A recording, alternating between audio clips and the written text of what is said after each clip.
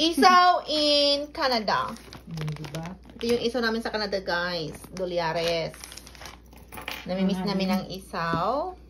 Magluluto kami na, mag-iihaw kami ng isaw. Ano sa Bisaya to? Isaw la. Isaw? Parang iba sa Bisaya. So yun na yun. Pero gasa mo yung plastic. Kailangan mo, inikot mo ba?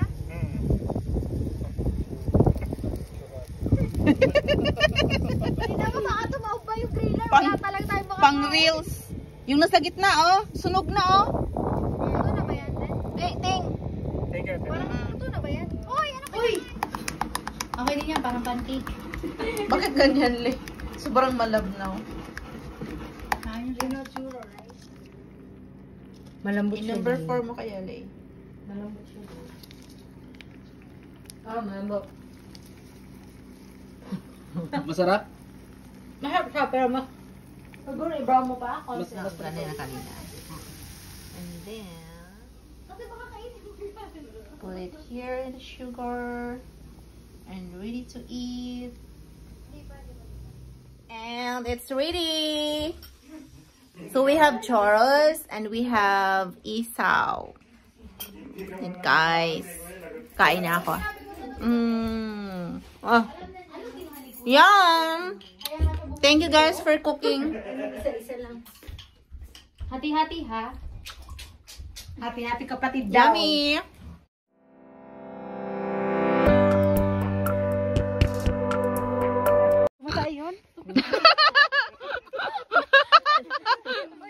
Hi guys! Pwede nakita tayo dun Nasa bundok po kami guys sa Chocolate Hills ng Conklin. Nandito kami sa... Ayan, Chocolate Hills!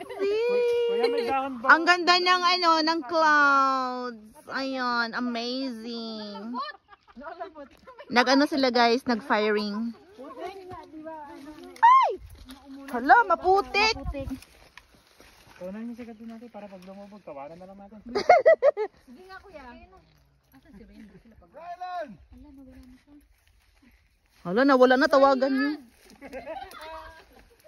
Raylan! Raylan! Huy, lagot ka. Sundoy mo nga. Sige na nga, paisa nga, paisa.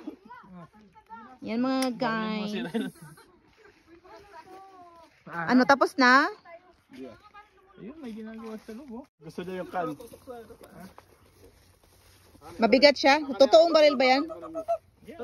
Totoong Armalite? Ito ang totoo. Oh. Ito yung shotgun. Yan, shotgun. Totoo din yan. O, bakit walang bala? Hindi matulunod ko yun. Ito yung shotgun lang naman. Pellet gun lang. Ay, ayun pala siya, oh. Pellet gun. Iyo, parlim sila. Ay, pilit gun yan? Le, asan ka, Le? Pilit gun din ba yan? Ako din pala mamatay eh.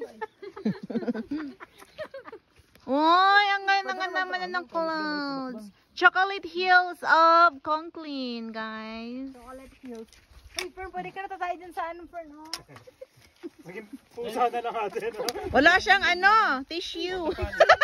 Tissue, oh. Kitang picturean dyan. Sili-sili, natatay daw siya. Pagkatamaan ko? Ha? Makikita mo pagkatamaan. Tay, patong kasi sa bato, tay, picturean kita.